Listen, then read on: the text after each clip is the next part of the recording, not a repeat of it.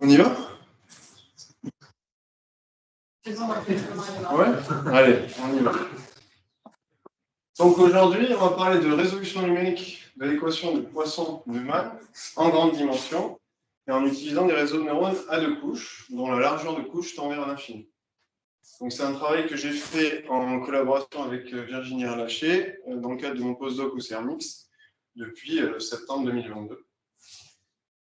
Donc, pour vous présenter un peu le plan de la présentation d'aujourd'hui, on va commencer par une petite introduction où je vais commencer juste par rappeler ce qu'est le problème de Poisson-Neumann, aussi donner un cadre fonctionnel pour les réseaux de neurones à deux couches. Ensuite, oui.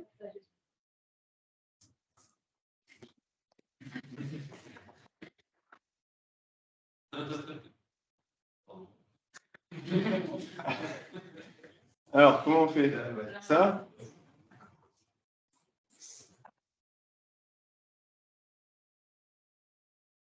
Je ne sais pas c'est lequel, c'est les deux.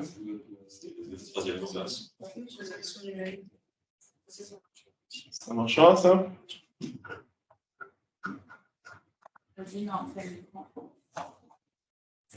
C'est bon? Donc je disais, on va rappeler ce qu'est l'équation de Poisson-Neumann. On va donner un cadre fonctionnel pour les réseaux de neurones à deux couches. Ensuite, je vais introduire un problème d'optimisation dont en fait, on va essayer de le minimiser grâce à un algorithme de descente de gradient. En deuxième partie, on va prouver l'existence de cette courbe de descente de gradient. En troisième partie, on va montrer la convergence de cette courbe de descente de gradient, c'est-à-dire qu'en temps grand, la courbe de gradient tend vers l'optimum de l'énergie à minimiser. Et enfin, en quatrième partie, on va faire des simulations numériques pour montrer qu'en effet, on arrive à résoudre l'équation de Poisson-Neumann en grande dimension. On va commencer par l'introduction, et on va commencer par une chose très simple que vous devez tous connaître. Donc, le problème de Poisson-Neumann, c'est juste moins Laplacien U égale F sur un domaine oméga, avec une condition de Neumann au bord, donc la dérivée normale par rapport au bord est nulle. Et aujourd'hui, je vais vous demander de retenir qu'on va considérer un domaine très particulier, qui est le cube 0,1 à la puissance d, et vous verrez pourquoi. Et pour avoir un cadre fonctionnel assez simple, un cadre 2dp assez simple, j'ai pris un terme de source L2, ce qui est assez classique. Et toute la problématique d'aujourd'hui, ça va être de résoudre numériquement ce problème-là, lorsque le D, là, est très grand. Très grand, ça peut être, bon, pour nous, avec mon petit PC, ça va être de l'ordre de 10. Ça pourrait être de l'ordre de 100, si on veut, avec des plus grosses machines. Voilà. Alors, c'est très bien, c'est un problème joué, mais bon, ça n'a pas vraiment d'application concrète. En voici une. Donc, en gros, ça servirait de problème joué pour résoudre ce type de problème. Alors, c'est un problème qu'on peut trouver en chimie quantique. Donc, en chimie quantique, l'état qu'on cherche à étudier, c'est une fonction d'onde, psi, de x1 jusqu'à xn. Donc, en fait, les xi, ça représente des positions de particules, notamment d'électrons, dans R3. Donc, chacun des xi est dans R3, et on a n particules. Et en fait, ce que les chimistes cherchent à faire, c'est trouver l'état fondamental d'un certain opérateur, qui est moins Laplacien, plus Vn, plus Ve. Donc, c'est ça l'opérateur. Et ici, vous avez le problème aux valeurs propres, et on cherche la valeur propre de plus basse énergie. Alors, ici, j'ai rajouté la condition de Neumann au bord. Bon, les chimistes, généralement, ils n'ont pas des domaines bornés, donc ils prennent des espaces euclidiens tout entiers. Donc, ici, c'est pour que ça corresponde à mon cadre de Poisson-Neumann. Pour des raisons de complétude, j'ai rajouté un peu ce qu'étaient les potentiels Vn et Ve. Donc, Vn, c'est en gros le potentiel de force d'interaction entre les électrons et le noyau. Et Ve, c'est le potentiel d'interaction entre les électrons eux-mêmes. Voilà. Et vous voyez qu'ici, on a affaire à une EDP en très grande dimension, puisque même pour des petites molécules, on peut avoir des n de l'ordre de 10, voire de 100. Et donc, on a une dimension d de l'ordre de 300, parce qu'il faut multiplier par la dimension de là où bougent les particules, c'est-à-dire R3. Donc ici, vous avez une EDP en très grande dimension, qui est très dure donc à résoudre. Donc, pourquoi les réseaux de neurones? Alors d'abord, il faut vous dire un peu ce qui est fait à ce jour pour résoudre ce problème. Alors, il existe des théories fait par les mathématiciens en collaboration avec les chimistes pour résoudre ce problème. Et l'idée, en gros, c'est de diminuer la dimension du problème. Donc, je citerai deux théories, la DFT, la Density Functional Theory, et le modèle de Hartree-Fock. Ne me demandez pas trop de détails là-dessus, c'est juste que je ne connais pas très bien. Mais l'idée, en gros, c'est de se restreindre à un certain type de fonction psi et d'optimiser et de trouver la valeur propre pour cet ensemble de fonctions psi. Mais, comme vous le savez, lorsqu'on diminue la dimension du problème, la difficulté se conserve, donc on aura quand même des termes très compliqués à calculer, ce qui demande d'inclure des modèles. En fait. Donc du coup, on va avoir des approximations de modèles. On ne va pas résoudre le problème comme il était au départ. Du coup, on va s'écarter de ce qu'on voulait au départ. Deuxième possibilité, on se dit que c'est juste un problème de DP avec des valeurs propres. On utilise des techniques classiques, type élément fini, volume fini. Mais ça pose un gros problème à cause de l'utilisation d'un maillage. Vous savez que quand la dimension augmente, le nombre de mailles augmente exponentiellement avec la dimension, et du coup, ça donne la fameuse malédiction de la dimension. Donc, au-delà de la dimension 6, c'est fini, on ne pourra plus utiliser les méthodes de maillage. À côté de ça, des travaux ont montré qu'on pouvait utiliser des réseaux de neurones, notamment des réseaux de neurones à 2 couches, pour résoudre des problèmes de régression, mais aussi des problèmes de DP en très grande dimension. Je citerai par exemple le Fermi-Net, donc c'était pour justement résoudre ce type de problème-là, et les PIN, les Physically Informed Neural Network, pour résoudre des EDP, alors pas forcément en grande dimension, mais par exemple ça a été fait pour la chaleur, l'équation des ondes. Et on a vu que ça marchait plutôt bien, donc c'est ce qui nous a lancé avec Virginie pour lancer ce projet en fait. Donc maintenant, donc je vous ai expliqué le pourquoi. Maintenant, je vais vous expliquer le comment. Donc maintenant, on va rentrer dans le vif du sujet. Je vais vous donner le cadre fonctionnel associé au réseau de neurones à 2 couches. Donc il s'agit des espaces de Baron. Baron, c'est un mathématicien anglais, rien à voir avec le titre de noblesse. Bon, voilà. Et donc, pour vous l'introduire, cet espace de Baron, là, il faut que j'utilise fortement l'hypothèse du domaine, qui était le cube de dimension D. Dans ce cube, en fait, on peut toujours décomposer une fonction comme une série de Fourier. Donc ici, la série de Fourier se fera avec des cosinus. Donc U va se décomposer en une somme sur les vecteurs d'onde entiers, K est dans n puissance D, fois le coefficient de Fourier U chapeau de K, fois le produit tensoriel des cosinus, cos pi carré x1 jusqu'à pi kd, cos pi kd x. Et l'espace de Baron, d'ordre S, puisque là il y a un B indice S, sera toutes les fonctions dont la norme ici est inférieure à l'infini. Donc cette norme, on va s'y attarder un petit peu. Donc la norme de Baron, c'est somme pour tous les vecteurs d'onde entiers de 1 plus pi puissance s, k à la norme 1 à la puissance s, fois le module du coefficient de Fourier. Alors, prenez s égale 2. Donc ici, s égale 2, s égale 2. Et en fait, on va surtout, nous, utiliser le Baron d'ordre 2. On va noter B. Et vous voyez ici qu'on a, par rapport à un espace de Sobolev, ici, qu'est-ce qu'on aurait? On aurait une puissance 2 ici, une puissance 2 là, mais ici, on aurait un 2 ici, et ici, on aura un quart ici. Donc ici, l'espace de Baron, ce n'est pas vraiment un espace de Sobolev, c'est un espace à part entière, qui va avoir des propriétés très intéressantes qu'on va voir dans la slide d'après, et qui va être lié au réseau de neurones à 2 couches. Donc, en fait, pour cela, avant de vous introduire le résultat qui est ici, j'ai besoin de vous introduire ce que c'est que l'espace des features, F qui B. Donc, vous prenez une fonction d'activation qui. Fonction d'activation, c'est le vocabulaire des gens des réseaux de neurones artificiels. C'est juste une fonction de R dans R qui est continue. Et un réel positif B. Et l'espace des features, que je vais appeler F qui B, c'est toutes les fonctions qui vont s'écrire X qui associe un scalaire C plus un scalaire A fois qui de W scalaire X plus un autre scalaire qui est B. Donc, à ces coefficients C, A, W et B, on associe des conditions qui dépendent de B. Bon, bref, on s'en fout. Retenez surtout que le vecteur W, donc qui est un vecteur de RD, tous les autres, c'est des scalaires sauf W, il est normalisé à 1. Donc, W, il évolue sur la sphère plongée dans RD, si vous voulez. Donc ça, ce gars-là, on appelle ça l'espace des features. Voilà, très bien. Et le lemme nous dit que si U est dans l'espace de baron, alors U est dans la fermeture H1 de l'enveloppe convexe de F cos et de F sigma H, où sigma H est la fonction d'activation en triangle comme ça. Vous la verrez, elle est dans la slide suivante. Voilà, cette fonction d'activation.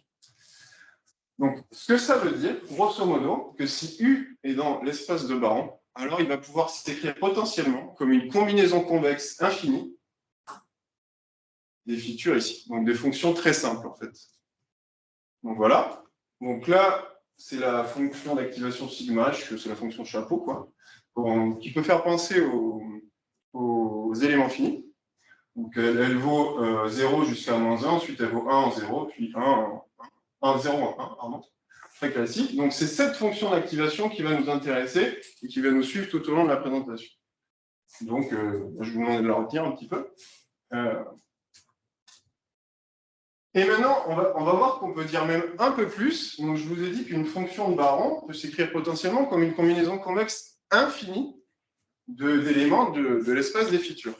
Mais on peut dire même un peu plus que si U est dans l'espace de baron, alors on va pouvoir potentiellement exprimer U avec une combinaison convexe finie, cette fois-ci, dans H1, et qui l'approxime en grand O de 1 sur racine de M. Donc ici, vous voyez bien que c'est une combinaison convexe finie, puisqu'ici, là, bon, ça, c'est des features. Ici, vous avez la combinaison convexe finie, puisque vous n'avez pas une intégrale, mais une somme de I égale 1 à M. Donc, vous avez M termes, et le poids des combinaisons convexes est uniforme, ils sont tous égaux à 1 sur M. Donc voilà, et là, vous voyez pourquoi on a battu la malédiction de la dimension, parce qu'ici, le C ne dépend pas de la dimension D. Donc ici, on n'a pas, la dimension n'intervient pas, il y a juste cette norme ici, de baron, qui est scalée. Mais ici, lorsque la dimension va grandir, ben, on n'aura pas de problème, en fait. Il faudra juste prendre un nombre d'éléments dans la combinaison convexe assez grand pour avoir une bonne approximation dans H1. Deuxième partie du théorème, alors ça concerne plus l'équation de Poisson-Neumann. Donc, si F est dans le baron d'ordre 0, alors la solution de l'équation de Poisson-Neumann est dans le baron d'ordre 2 cette fois-ci, et on a cette inégalité, donc la norme de baron de U étoile, donc la solution de Poisson-Neumann, est inférieure à D fois la norme de baron d'ordre 0 du terme source. Si vous avez bien compris ces deux résultats, normalement, vous pouvez aisément déduire le corollaire suivant. Donc, il existe une combinaison convexe de features qui approxime la solution de Poisson-Neumann dans H1 en grand O de 1 sur racine de M. Alors ici, vous voyez qu'il y a un petit D qui est apparu, donc c'est dû essentiellement à ce D-là, ici. Donc la dimension ici intervient, mais ce n'est pas exponentiel dans la dimension, c'est juste linéaire en dimension, donc ça va. Remarquez ici que j'ai écrit un peu différemment la combinaison convexe finie. Donc ici, je l'ai écrit comme une combinaison convexe finie, puisque j'ai fait intervenir une mesure ici. Mais la mesure, c'est une somme de Dirac, donc ça reste une combinaison convexe finie.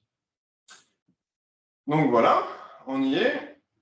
Donc là, vous allez me dire, ils sont passés où les réseaux de neurones? On a parlé de features, on a parlé de combinaison convexe finie de features, mais on n'a pas parlé de réseaux de neurones. Et bien en fait, les combinaisons convexes finies de features peuvent facilement s'exprimer en réseau de neurones. Ben là, vous en avez un. Donc vous prenez x ici, donc qui est la variable du domaine, qui est dans oméga ou RD. Vous faites vos m features ici, donc c'est sigma h de W1x plus B1 plus C1, etc., jusqu'à la m feature.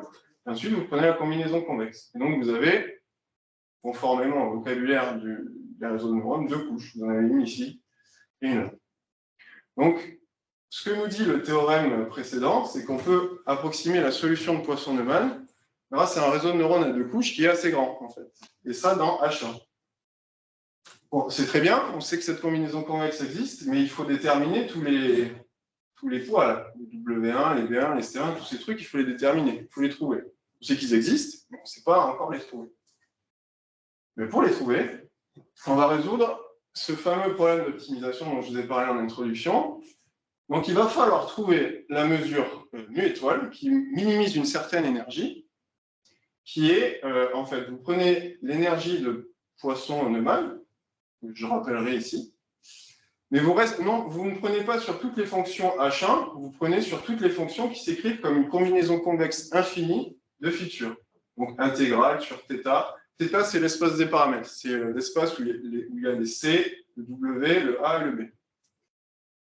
Et vous vous restreignez à ces fonctions-là. Donc je rappelle l'énergie de Poisson-Neumann, c'est assez classique. Hein. L'intégrale du gradient au carré. Ça, c'est pour la condition bord, la moyenne au carré. Et ça, c'est le terme source. Et on va considérer la courbe de gradient suivante. Donc on a un problème d'optimisation. Le truc le plus bête et méchant qu'on puisse faire, c'est une descente de gradient. Et donc, on fait dμt sur dt égale moins gradient de EP de μt. Alors, on en est bien regardé cette équation. Cette équation, en fait, elle n'a aucun sens. Parce qu'en fait, EP, l'énergie EP, c'est une fonctionnelle qui va de l'espace des probabilités dans R. Or, l'espace des mesures de proba, ce n'est pas un espace de Hilbert, ce n'est même pas un espace vectoriel. Donc, définir ce truc-là, le gradient, ça n'a strictement aucun sens. Du coup, il va falloir travailler un petit peu pour pouvoir définir correctement cette équation-là. Et on va y aller. Mais avant d'y aller, je vous donne quelques éléments, quelques petits rappels. Donc, je rappelle que l'espace des paramètres, c'est l'espace de C, A, W et B. C'est un espace qui est courbé puisqu'il y a la sphère dedans. Donc, R carré, ça correspond à C et à A. W, ça correspond à la sphère. Et B, ça correspond au R ici. On ne va pas, là je vous ai dit qu'on minimisait sur l'espace des probas, mais on ne va pas faire tout l'espace des probas, on va prendre l'espace P2, donc c'est les probabilités de moments finis d'ordre 2. Pourquoi on fait ça? Parce qu'il y a un cas de sympa avec P2, c'est le cas des distances de Wasserstein. Donc je vous rappelle ce que c'est. Bon, si vous ne savez pas, ce n'est pas très grave. Hein. Donc la distance de Wasserstein au carré entre deux mesures de P2, mu et nu. Donc vous prenez l'infimum sur tous les couplages entre mu et nu, donc un couplage entre deux mesures de proba mu et nu. Donc c'est une mesure de probabilité sur θ carré, telle que la première marginale c'est mu et la deuxième marginale c'est nu. Et vous minimisez l'intégrale sur θ carré de la distance entre θ et θ tilde au carré du couplage des gamma. Et la distance, bon, comme c'est un espace courbé, on prend la distance géodésique. Bon, bref, on s'en fout. Ce qu'il faut retenir, c'est qu'on prend P2, qu'on munit d'une certaine distance qui s'appelle la distance de Wasserstein. Voilà. Notation KB. KB, en gros, c'est juste une boule de taille finie dans l'espace des paramètres. Retenez, KB, c'est une partie bornée de θ dont le rayon est B. Voilà, c'est tout. Et sigma h tau, vous vous rappelez de sigma h, qui était la fonction d'activation, qui n'est pas régulière puisque c'est juste un chapeau, donc il y a des discontinuités dans la dérivée. Donc pour la régulariser, on introduit la fonction d'activation sigma h tau qui tend vers sigma h quand tau tend vers plus l'infini. Voilà. Et maintenant, on va y aller dans l'existence de cette fameuse courbe de gradient. Alors, pour montrer l'existence de cette courbe de gradient, il y a une théorie qui a été développée par des grands noms de l'école italienne, Ambrosio, je ne sais pas si ça vous dit quelque chose, qui dit qu'il faut démontrer cette propriété pour démontrer l'existence d'une courbe de gradient. Très bien, on va écouter ce monsieur, on va essayer de démontrer la propriété. Donc la propriété, c'est qu'il faut vous montrer que la fonctionnelle EP d'énergie est lambda géodésiquement convexe. Alors lambda géodésiquement convexe, ça veut dire convexe, mais dans un espace où les géodésiques, ce n'est pas des droites. Bon. Qu'est-ce que c'est qu'une géodésique? Vous prenez deux points. Vous avez un point de départ et un point d'arrivée. Et vous essayez de trouver un chemin. Un chemin, donc c'est une courbe paramétrée par le segment 0,1 qui lie les deux points avec le plus court chemin possible. Alors, il peut y en avoir plusieurs des géodésiques entre deux points. Mais vous en prenez une. Il faut vérifier l'inégalité de convexité suivante. EP de nu t est inférieur à 1 moins t EP de la mesure initiale, plus t EP de la mesure finale, moins ce terme de convexité, là, moins lambda t 1 moins t sur 2, la distance de Wasserstein au carré des points initial et final. Alors moi, j'ai un problème, c'est que je ne peux pas démontrer ça. Parce que mon énergie, elle manque de régularité. Du coup, ce qu'on a fait avec Virginie, c'est qu'on a régularisé le problème en considérant des fonctions d'activation qui sont un peu plus régulières. Et en même temps, on s'est restreint des mesures qui étaient à support compact. On va voir comment on va le faire. Donc, j'ai considéré une énergie un peu différente, régularisée, donc EP de taux R. Donc, taux et R, c'est des paramètres, c'est des réels. Donc, en fait, c'est la même énergie qu'avant, sauf qu'au lieu d'avoir la fonction d'activation là, qui était en chapeau, c'est la fonction d'activation régularisée. Donc, en fait, on va essayer de faire tendre taux vers plus l'infini. Hein. Et pour avoir des mesures de proba qui ont un support fini, on a ajouté une condition de support ici. Donc, le support de la mesure, on a donc, c'est égal à ça si le support de la mesure est inclus dans cette boule dans l'espace des paramètres KR que j'ai présenté tout à l'heure. Et sinon, on met plus l'infini. Et alors là, un vrai plaisir, on utilise la théorie de Ota pour montrer que les théorèmes suivants, donc c'est les gradients de flow dans les espaces courbés, on va montrer les théorèmes suivants. Il existe une unique courbe de gradient problème régularisé, donc l'équation que j'ai écrite tout à l'heure, elle a du sens. Et dans certains sens, dont je ne vais pas développer aujourd'hui, parce que c'est très compliqué, ça ne vaut pas le coup. Et deuxième théorème, il existe une courbe, pas forcément unique, au problème non régularisé. Donc, vous prenez l'énergie que je vous ai présentée en premier. Et en plus, elle vérifie l'équation suivante. Donc, ça, c'est ce qu'il faut vraiment retenir. Donc, on a une équation de transport. Notre flot de gradient, notre courbe de gradient vérifie cette équation de transport. dt muté plus div de moins pi v de muté égale 0. Et une condition initiale, évidemment, mu à t égale 0 égale mu 0. Deux remarques à faire. Là, cette équation, elle est non linéaire. Pourquoi? Parce que le champ de vitesse ici, il dépend de la mesure, mu t. Deuxième remarque, ici, on n'a pas de condition au bord, parce que, en fait, θ, l'espace des paramètres, il n'est pas borné. Enfin, il n'est pas borné, il n'a pas de bord. θ, c'est juste un espace euclidien fois une sphère. Voilà, c'est tout. Donc, il n'y a pas de bord. Et maintenant, donc, avant d'aller à la suite, donc l'opérateur pi, en gros, comme on est sur un espace courbé, il y a un espace tangent, il faut projeter sur l'espace tangent. Bon, je l'ai mis par souci d'exactitude, mais négligez-le, s'il vous plaît. Concentrez-vous maintenant plutôt sur ce champ de vitesse muté qui va nous donner le sens physique de cette équation. Donc, V de muté, c'est un champ de vitesse, donc un champ défini sur l'espace des paramètres θ. Et en fait, V de muté, il va s'écrire comme le gradient d'un potentiel. Vous vous rappelez en physique, je ne sais pas, le champ de gravité, il y a un potentiel, vous descendez ce fameux potentiel de gravité, ben là c'est pareil. Vous avez un potentiel phi de muté, dont on va expliciter la forme. Maintenant, vous allez voir, on va retomber sur nos pattes vis-à-vis de l'équation de Poisson-Neumann. Alors, pour écrire les choses un peu plus simplement, j'ai introduit une notation que je vous demande de bien retenir et de bien comprendre. Donc, P baron, vous prenez une mesure mu de P2, et P baron de mu, grosso modo, c'est la combinaison convexe de features associée à mu. Donc, PB, ça prend une mesure de proba, et ça donne un élément de H1, grosso modo. Et le potentiel de vitesse, en fait, va s'écrire comme la formulation faible de l'équation de Poisson-Neumann, mais évaluant certains types de fonctions test qui sont les features. Regardez. Donc, si j'écris θ comme θ, c'est un paramètre, donc ça s'écrit comme CAWB, et j'écris une feature comme phi de θ de x, donc feature de θ, c'est C plus A sigma de WX plus B. Et là, si vous regardez bien, vous retrouvez la formulation faible de Poisson-Neumann. Ici, vous avez le gradient fois le gradient de la fonction test, donc c'est la feature évaluant θ. Ici, vous avez le terme source, ici, vous avez la condition au bord. Donc, grosso modo, ce que ça veut dire, c'est que votre courbe de descente de gradient va avoir tendance à minimiser phi, et on va voir même à l'annuler partout. Donc, en fait, à la fin, lorsque le temps sera grand, phi mu sera 0 partout, donc pour tout état, et donc pour toutes les features, donc toutes les fonctions test, cette équation-là, ce sera égal à 0. Et donc, du coup, vous avez quoi? Une solution de l'équation de Poisson-Neumann. Voilà. Donc là, on a passé la preuve d'existence de cette fameuse courbe de gradient. Maintenant, on va passer à un résultat de convergence. On va montrer que, le flot de gradient converge vers une mesure optimale. Enfin, pas exactement, vous le verrez. Alors, avant de faire ça, j'ai besoin d'avoir un peu plus de structure sur la solution et connaître un peu mieux la solution.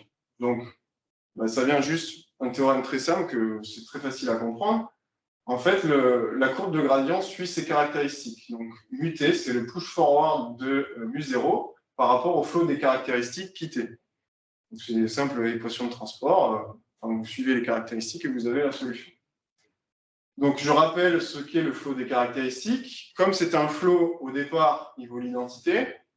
Et ensuite, il suit les caractéristiques. Donc, dès qu'it sur dt, c'est moins pi v de mu t, évaluant θ. Donc, ma solution se caractérise par les caractéristiques. Voilà. Et maintenant, on va introduire le théorème principal. Alors, voilà, le théorème principal, il y a une hypothèse qui est fondamentale, c'est sur la mesure initiale.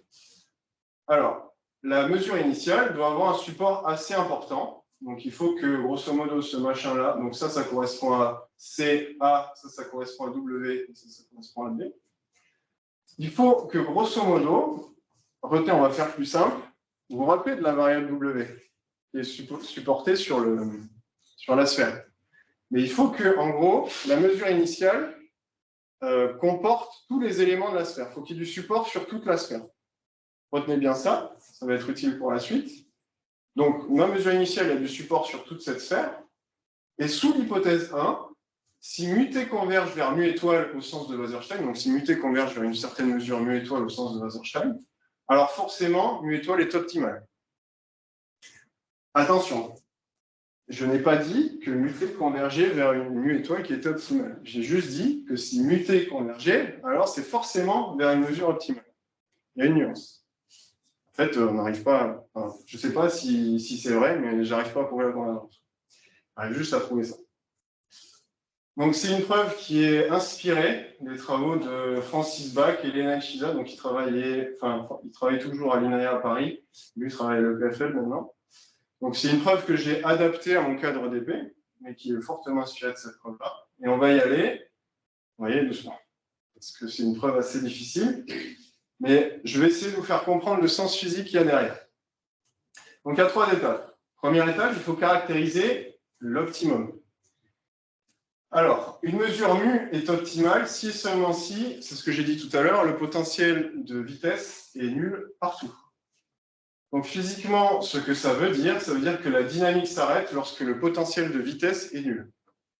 Alors là, peut-être que les plus physiciens d'entre vous vont un peu tiquer. Parce que normalement, quand on a un potentiel, la dynamique s'arrête lorsqu'on atteint un minimum du potentiel. Alors ici, on va profiter en fait du fait qu'on a des variables A et C qui sont linéaires, c'est-à-dire que le potentiel de vitesse, il y a une séparation des variables, il y aura des variables linéaires et non linéaires, qui fait qu'en fait, minimiser le potentiel, c'est équivalent à le rendre nul. Bon, voilà. Je ne veux pas m'étendre là-dessus. Deuxième remarque, on a utilisé fortement la convexité de l'équation de l'énergie de Poisson-Neumann, E. Donc, si potentiellement on veut généraliser ce type de résultat à d'autres types d'équations, à d'autres types de formulations rationnelles de dp, il va falloir quand même que l'énergie soit fortement convexe. Voilà. Deuxième étape, alors là, asseyez-vous. Donc, le principe de la salle. Bon, c'est pas si compliqué que ça. Donc, si vous prenez une mesure mu qui n'est pas optimale, si vous avez compris, une mesure mu qui n'est pas optimale, quelque part dans l'espace des paramètres θ, il y a un endroit où phi mu n'est pas nul. Donc, ce qu'on peut dire, c'est qu'il existe un ensemble A mu dans l'espace des paramètres et un epsilon strictement positif, tel que si à un temps t0, vous avez votre mesure ici qui n'est pas optimale, si à t0, vous vous approchez de la mesure qui n'est pas optimale, et que vous avez de la mesure dans A mu, à un temps ultérieur, vous allez vous échapper de la mesure qui n'est pas optimale. C'est ce que j'ai répété ici. Autrement dit, si on s'approche d'une mesure mu qui n'est pas optimale, et qu'en plus on a de la masse dans un certain ensemble A mu, alors on s'échappe de cette mesure qui n'est pas optimale. Voilà. Alors, je vais essayer de vous donner un peu l'idée de la preuve. Alors, l'idée de la preuve, c'est là où on va utiliser ce que j'ai dit tout à l'heure, la séparation des variables dans le potentiel de vitesse. Donc, je prends un cas simplifié, C égale 0. Et là, vous pouvez écrire votre potentiel de vitesse avec cette séparation des variables, ici avec la variable linéaire A et les variables W et B qui sont non linéaires. Et donc, vous dérivez le champ de vitesse. Le champ de vitesse, c'est moins le gradient du potentiel. Donc, vous dérivez par rapport à A, il vous reste phi tilde ici. Vous dérivez par rapport à WB, il vous reste A grade de WB de phi tilde.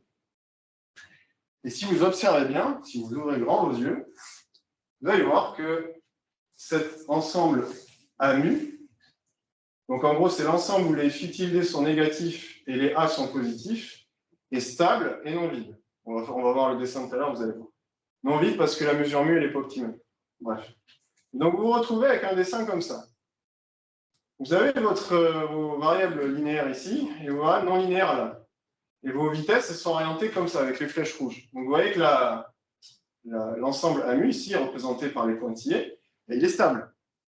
Et en plus, le champ de vitesse, il tend à ramener la masse ici, là, vers l'infini. Donc, par l'absurde, supposons qu'on reste tout le temps proche de cette mesure qui n'est pas optimale. Par continuité du champ de vitesse, on aura la vitesse associée à μt qui est égale à celle de mu. Donc forcément, si on a de la mesure ici, eh bien, en fait, on va avoir de la mesure qui s'échappe à l'infini, comme ça. Et du coup, ça rentre en contradiction avec quoi? Avec le fait que μt est toujours proche de mu, qui a ces moments d'ordre de fini. Donc on ne peut pas avoir de la masse qui s'échappe à l'infini. Donc c'est pas possible. Donc forcément, on est obligé de s'échapper de cette mesure qui n'est pas optimale. Voilà, comment on a démontré le principe de la salle. Et maintenant, pour montrer le résultat du théorème, il y a une condition à vérifier, on l'a vu, il faut montrer que ce μt de A mu est toujours positif pour tout temps. C'est la troisième étape, il faut montrer ce lemme. Sous l'hypothèse 1, donc l'hypothèse 1, je vous rappelle, c'est mu0 est supporté sur toute la sphère.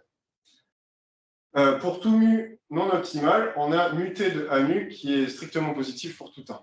Donc on va toujours s'échapper des mesures qui ne sont pas optimales. Alors ça, c'était un morceau, ça fait mal à la tête. Hein. Donc ça fait appel à la théorie de l'homologie. Donc c'est de la topologie algébrique pour démontrer ce truc. On va y aller doucement dans un cadre plus simplifié. Donc, cadre simplifié, je suppose que A égale 0, C égale 0, B égale 0. Donc là, A mu, grosso modo, considérez-la comme un sous-ensemble de la sphère. Et en fait, on va montrer que pour tout temps, on est toujours supporté sur toute la sphère. Donc si on est toujours supporté sur toute la sphère, on aura toujours de la masse dans A mu qui est incluse dans la sphère. Comment on fait ça? On sait que le support de μt, grosso modo, c'est l'image du support de mu0 par le flot. Or, le flot il est surjectif parce qu'il est homotopique à l'identité. Alors, pourquoi il est homotopique à l'identité? Vous vous rappelez qu'I0, c'est un flot, donc c'est l'identité. T, ça va être juste une déformation continue de l'identité, puisque c'est juste un flot des caractéristiques et que le champ de vitesse il est assez régulier. C'est pour ça qu'on peut dire que, grosso modo, T, c'est une déformation continue de l'identité. C'est ça ce que ça veut dire, T est homotopique à l'identité. Et on utilise ce lemme, il vient de la théorie de l'homologie, qui dit que si vous avez une fonction f qui va de la sphère vers la sphère qui est homotopique à l'identité, alors f est surjective. Alors moi, c'était un cadre un peu plus complexe parce que c'était un cylindre. Donc j'ai dû vraiment faire de la théorie de l'homologie un peu plus compliquée, mais l'idée, elle est là. Ah, maintenant, c'est bon, on a passé le plus dur, on a fait toute la théorie. Maintenant, on va faire du numérique, des trucs un peu rigolos. Donc, on va essayer de montrer que on peut résoudre l'équation de Poisson-Neumann. Donc, pour ça, avec la méthode que je vous ai montrée précédemment, donc pour ça, en fait, on va se contenter de retrouver des solutions assez simples qu'on peut calculer assez facilement, c'est-à-dire des solutions de type mode. Donc, UK de x1 jusqu'à xd, c'est un produit tensoriel de cosinus, cos pi k1 x1 jusqu'à cos pi kd xd. Donc, grosso modo, ce qu'on fait, c'est qu'on résout l'équation de Poisson-Neumann avec le terme source qui va bien pour retrouver la solution, cette solution-là au final. Voilà. Donc, ce qu'on fait, c'est qu'on utilise des réseaux de neurones à deux couches, dont la largeur de couche est grande, potentiellement. Autre chose à dire, alors, dans l'énergie, donc c'est une énergie de Poisson-Neumann, il y a des intégrales. Ces intégrales sont définies sur des domaines assez grands, enfin en dimension en tout cas.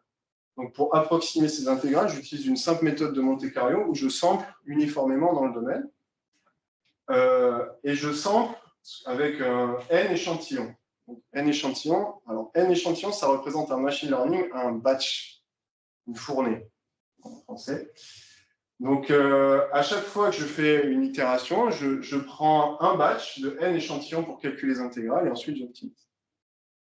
Deuxième remarque, je vais utiliser la différenciation automatique du numérique qui s'appelle. Donc, j'ai utilisé Python et Keras TensorFlow pour ça. Alors, pareil, dans l'énergie de Poisson-Neumann, il y a des gradients. Il y a le gradient carré, donc il faut calculer des gradients. Il faut calculer des gradients par rapport à x, il faut calculer des gradients par rapport à θ lors de l'optimisation. Donc ça, c'est fait par Keras TensorFlow, c'est une boîte noire qui calcule les dérivés. On l'a, on en profite, je ne sais pas comment ça marche, mais on l'a. Troisième remarque, et ça c'est le truc assez intéressant, que c'est une observation expérimentale. Donc, on a notre réseau de neurones qu'on optimise par une méthode de gradient de descente avec un certain pas d'apprentissage. Donc, on discrétise temporellement et on a un pas de temps qu'on appelle communément dans le machine learning un pas d'apprentissage. J'ai fait un choix de pas d'apprentissage qui est assez particulier, qui est 1 sur NM. Pourquoi j'ai pris 1 sur NM? Déjà, c'est quoi N et M? Je le rappelle, N, c'est la taille du batch, et M, c'est la largeur du réseau. Alors, j'ai remarqué ça, j'ai pris ce pas d'apprentissage-là, parce que j'ai remarqué que si je prenais un pas d'apprentissage qui était beaucoup plus grand par rapport à ça, j'avais comme une condition de CFL. Comme si ma solution, elle explosait comme vous savez, l'équation de la chaleur. Si la CFL pour l'équation de la chaleur en explicite, c'est dt inférieur à dx carré. C'est un peu ce qu'on ressent quand on fait les simulations ici. C'est que grosso modo, le temps de calcul sera quadratique avec la précision. Et du coup, c'est un peu une mauvaise nouvelle, parce que vous vous doutez que, par exemple, en dimension grande, on va prendre un n grand et un m grand. Donc, on va avoir des temps de calcul qui vont être assez importants. Pour l'anecdote, je vais vous montrer en dimension 10 un calcul. J'ai utilisé 4 GPU sur les clusters de Vinria pendant 10 heures. Donc, c'est pas non plus évident. On arrive à faire des choses qu'on ne pouvait pas faire avec des méthodes de maillage, mais quand même, c'est un coût.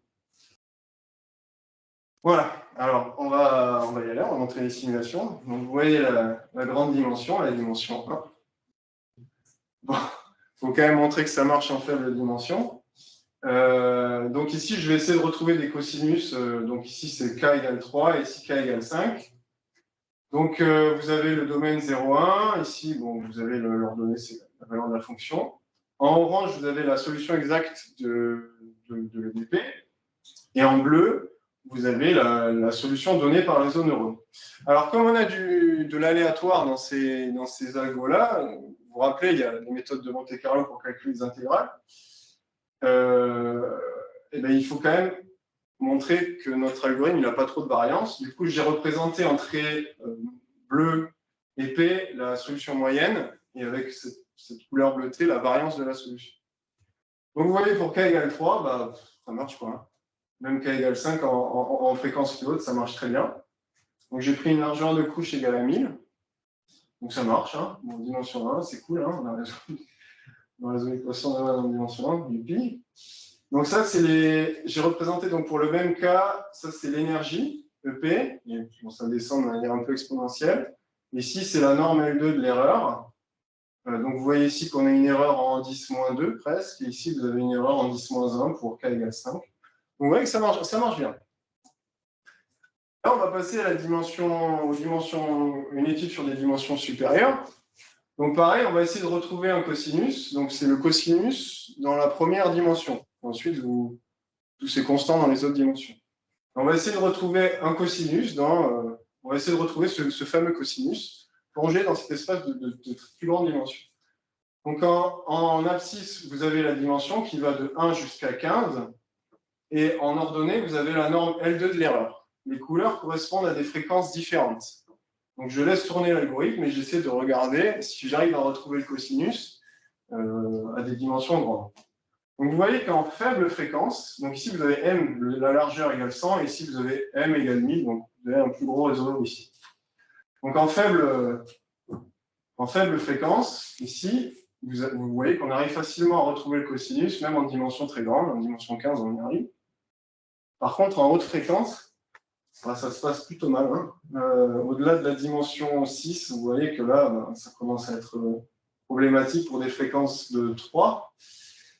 Mais on voit que si on augmente suffisamment la largeur de couche, quand même, on arrive à faire baisser cette erreur. Voilà, donc on se dit potentiellement, il faudrait des réseaux de neurones très gros. Bon, moi, sur mon pauvre PC, on va faire plus que ça.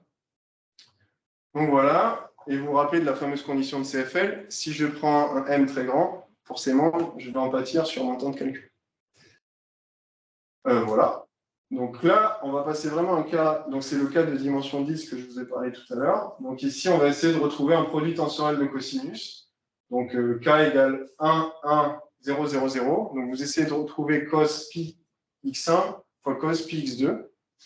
Et vous êtes en dimension 10. Donc vous voyez que la norme L2 de l'erreur ici, elle est à 10 moins 1. Et là, je vous ai représenté la solution obtenue. Alors ici, on est en dimension 10, on ne peut pas représenter un truc en dimension 10.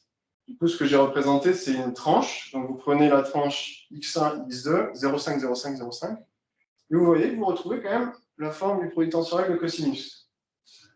À nuancer, parce que vous voyez l'échelle là, c'est 1,6 et moins 1,6. Donc bon, encore des progrès à faire. Voilà.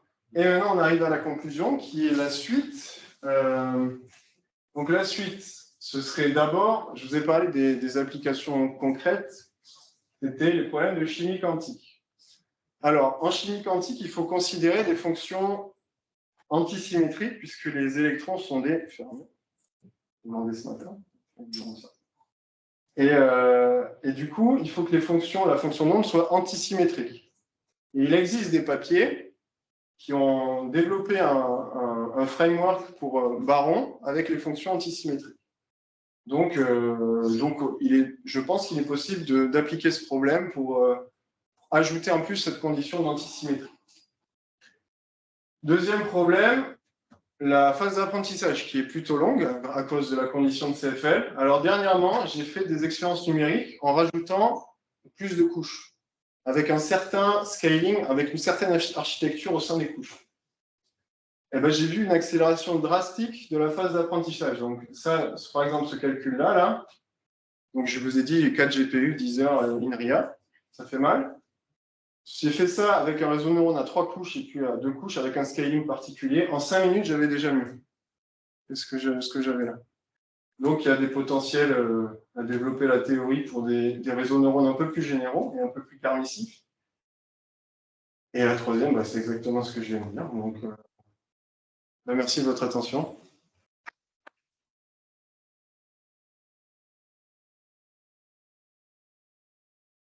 Vous avez des questions?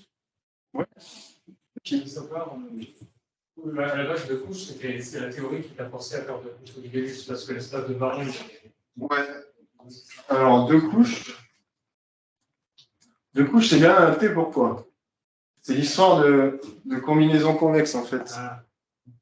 Parce que quand tu as une combinaison convexe, tu as la première couche ici, qui fait juste le sigma de Wx plus B, et la deuxième couche qui fait C plus A. Voilà. Mais après, si tu veux, comment dire, il existe une théorie de baron pour le multicouche. Et en gros, ce qu'il faut faire, c'est que, par exemple, si vous voulez un multicouche à 3 couches, au lieu d'être supporté sur CAWB, vous êtes supporté sur les mesures de baron, sur les fonctions de baron. Donc en fait, vous définissez itérativement les espaces de baron à plusieurs couches. Je ne sais pas si c'est très clair,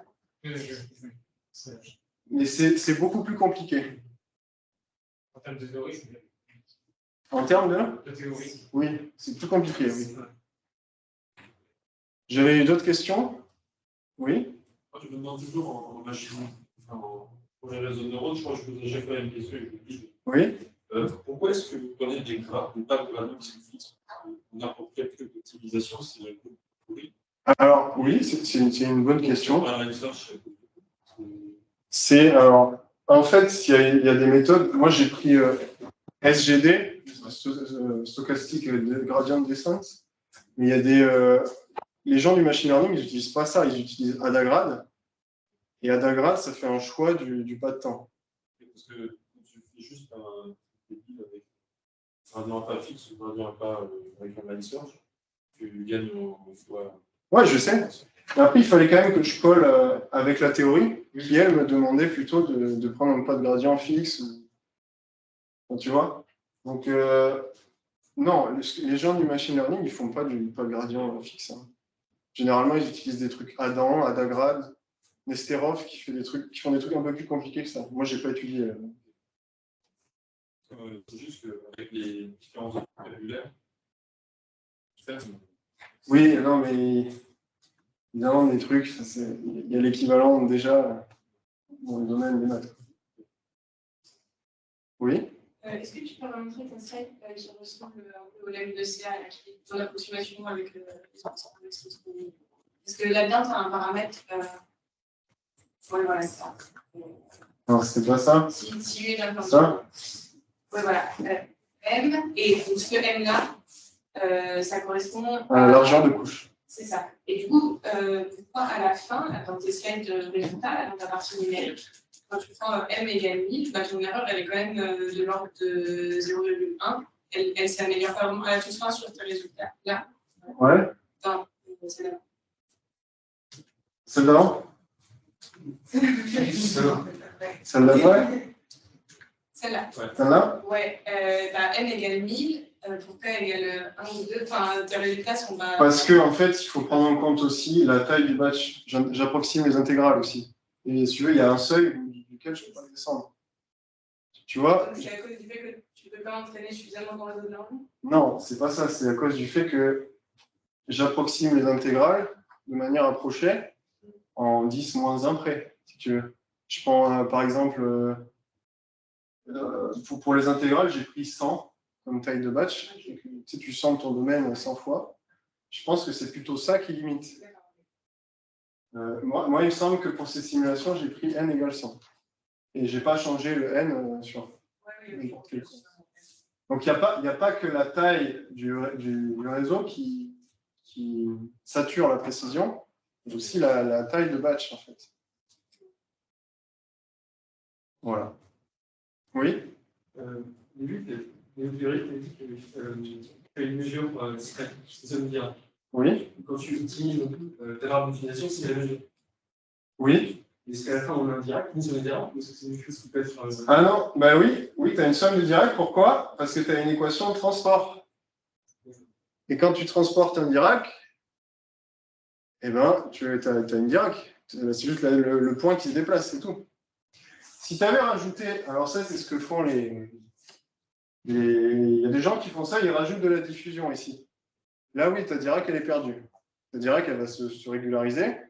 Du coup, tu vas perdre, tu vas perdre ta structure de Dirac, de somme finie. Du coup, on est sûr de tomber sur un direct parce qu'on sait que la solution, c'est un direct. On sait qu'on va tomber sur une somme direct. Mais parce qu'en fait, regarde, j'ai dit là qu'en fait, la solution, c'est suivre ses caractéristiques. Tu pars d'une mesure avec que des Dirac, bah, tu as juste à suivre les caractéristiques, en fait. Et du coup, tu gardes les Dirac. Tu vas pas les perdre par régularisation. Donc, la dynamique garde, vous avez un réseau de neurones au départ, de taille finie, vous la gardez tout au long de la dynamique.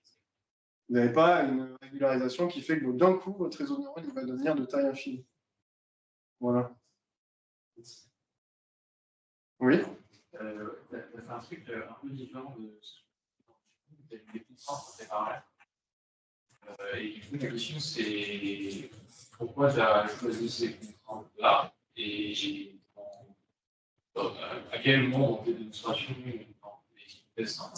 Alors, ça c'est une très bonne question.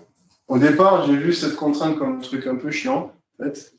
Ça venait d'un papier. Donc, ce théorème-là, ce n'est pas moi qui l'ai fait. Hein. C'est issu de la théorie de Weinan et je ne me souviens plus de son nom. Bref, c'est quelqu'un qui l'a fait. Et donc, du coup, il a introduit cet espace des features justement avec cette contrainte de norme fois sur la sphère. Et en fait, cette contrainte-là, elle m'a beaucoup avantagé lorsque j'ai dû utiliser le truc de l'homologie, là. La partie sur de topologie algébrique. C'est là où ça m'a aidé. C'est là où j'utilise fortement la sphère. Si j'avais pas ça, si j'avais un domaine non borné qui n'avait pas les bonnes propriétés homologiques, ça se serait très mal passé. Donc là, en fait moi, ce qui se passe, donc là, je vous ai un peu caché, là, c'était juste sur la variable W. Normalement, il faut prendre en compte aussi la variable B, ce qui fait que vous avez la sphère croît un cylindre. Et il faut profiter des propriétés homologiques du cylindre tronqué, de taille finie, pour avoir le bon résultat. Et ça, si je n'avais pas eu la sphère, j'aurais été foutu. Hein. Donc vraiment, la sphère, elle est fondamentale. Il faut qu'elle y soit, quoi. C'est pas juste un artifice. Voilà. Question pour tout ça. Si je fais juste des sommes d'argent quelque part, je fais des utilisations sans contrainte. Non, alors. Non, parce que je fais. Alors oui, là, quand j'ai fait les algos là, dans le numérique, donc dans toute cette partie-là, j'ai. En fait, du coup, je calcule le gradient et ensuite je le projette à chaque fois sur la sphère. Pour rester sur la sphère. Donc W, je le fais bouger, il sort de la sphère, je le projette à chaque fois. C'est peut-être idiot, hein, mais. À chaque fois, à chaque pas de temps, il faut que je projette sur la sphère. C'était dur à négocier, mais si tu appliques cette contrainte souvent, enfin, est-ce qu'en amplitude, la majorité que tu fais sur le fait que tu sortes, elle est grande de. Les modifications que tu fais des. Ça, j'en sais rien. Ça, j'ai pas. En fait, il y a aussi, je vous ai dit, la suite, il y a tout un pan à faire sur le numérique appliqué à ça. Parce que là, j'ai discrétisé en temps, j'ai discrétisé avec des batchs, avec des échantillons, de l'échantillonnage. On ne sait rien pourquoi ça marche. Il faut quand même montrer des résultats de convergence quand le DT de discrétisation tend vers 0 et aussi la taille d'échantillon tend vers plus l'infini. Donc là, il y a encore un point, là, si vous voulez, à travailler, c'est le numérique associé à ça. Mais non, ça, c'est des trucs que j'ai pas eu le temps de faire. Oui. Je ne sais pas si on a compris, mais ces espaces de variance, ça avait l'air d'être assez lié au type de fonction. Oui, absolument. La fonction d'activation que tu prends. Et du coup, qu'est-ce qui se passe si on change un peu le type de fonction d'activation? Alors, en fait, toute l'idée de la preuve de la personne qui a écrit ce lemme, c'est pas bien, j'ai pas cité. Il faut qu'en fait, ces fonctions puissent approximer n'importe quel cosinus en dimension 1. Il faut que ces fonctions puissent approximer n'importe quel type de cosinus. C'est grosso modo, c'est ce que ça doit savoir faire. Donc ici, grosso modo, si vous prenez sigma h, vous avez vos éléments finis d'ordre 1 définis sur 0,1 et vous pouvez approximer n'importe quel type de cosinus avec un certain nombre de... Bon, voilà, c'est la théorie des éléments finis en 1D, quoi. Et grosso modo, c'est ce qu'il faut que ta fonction d'activation puisse faire. Donc, si vous voulez, vous pouvez prendre des éléments P2, P3, ce que vous voulez. Voilà. Il y a d'autres questions? Bon, très bien, merci.